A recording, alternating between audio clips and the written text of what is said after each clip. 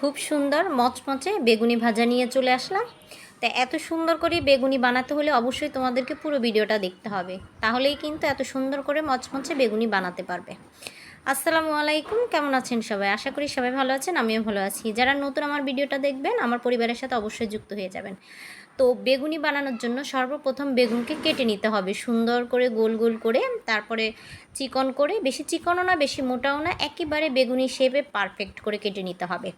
এরপরে যেটা ইম্পর্টেন্ট সেটা হচ্ছে বেগুনির জন্য যে গোলাটা বানাইতে হয় সেটা হচ্ছে মেন ইম্পর্টেন্ট। এটা যদি তুমি সুন্দর করে বানাতে পারো তাহলেই হচ্ছে তোমার বেগুনিটা পারফেক্ট হবে। আর এটা বানানোর জন্য আমি বেগুনির মধ্যে বেসন দিয়ে দিলাম, চালের গুঁড়া দিয়ে দিলাম, তারপর লবণ, তারপরে জিরার গুঁড়া, ধনিয়ার গুঁড়া, হলুদের গুঁড়া, মরিচের গুঁড়া দিয়ে আমি একটু পরিমাণ মতো পানি দিয়ে আমি এটাকে একটা গোলা তৈরি করে নেব। গোলাটা যেন পারফেক্ট হয়, যেন সুন্দর হয়, সেদিকে অবশ্যই খেয়াল রাখতে হবে। বেশি পাতলা করা যাবে না, বেশি মোটা করা যাবে না। সুন্দর করে অল্প অল্প পানি দিয়ে তারপর হচ্ছে তোমাদেরকে গোলাটা তৈরি করতে হবে।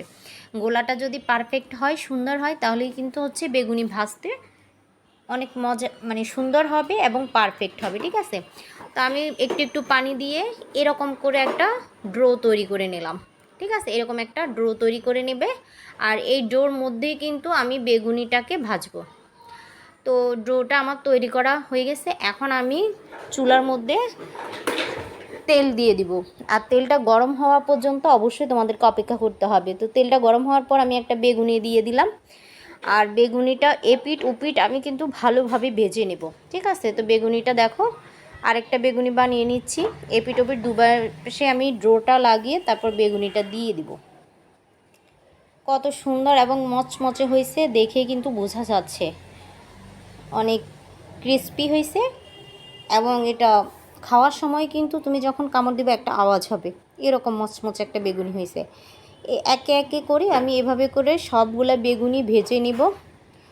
আর বেগুনি ভাজতেছি আর দেখাচ্ছি। মাঝে মধ্যে কিন্তু এরকম সন্ধ্যাবেলা বেগুনি খাইতে কিন্তু অনেক মজাই লাগে। রমজান লাগে না, রমজান ছাড়াও কিন্তু খাওয়া যায়। আর ভাজা পোড়া তো সবসময় সবার খেতে মন চায়। তো সবাই পুরো ভিডিওটা দেখে বেগুনিগুলো কেমন হয়েছে অবশ্যই কিন্তু কমেন্ট করে জানাবে। আর একে একে করে সবগুলা বেগুনি আমি ডোর মধ্যে দিয়ে বেগুনিটা আমি ভাজি করে নিলাম। তো এভাবে সবগুলো উপকরণ দিয়ে এভাবে একটা ড্রো করে বানানোর চেষ্টা করবে, দেখবে অনেক মজা লাগবে এবং খেতেও মজা হবে। তো ভিডিওটা কেমন হয়েছে অবশ্যই কিন্তু কমেন্ট করে জানাতে ভুলবে না।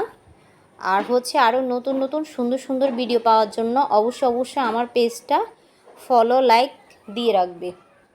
ঠিক আছে, আরও সুন্দর সুন্দর ভিডিও পাওয়ার জন্য। তো কথা বলতে বলতে আমার বেগুনি ভাজাও শেষ। তো অবশ্যই কমেন্ট করে জানাবে কেমন হয়েছে বেগুনিগুলা ভাজা, বা তোমাদের কাছে কেমন লাগতেছে। আমার কাছে খুবই সুন্দর লাগতেছে, তোমাদের কাছে কেমন লাগতেছে অবশ্যই কমেন্ট করে জানাবে। আর অন্য আরেকটা ভিডিও পাওয়ার জন্য সে পর্যন্ত ভালো থাকবে, সুস্থ থাকবে। আল্লাহ হাফেজ।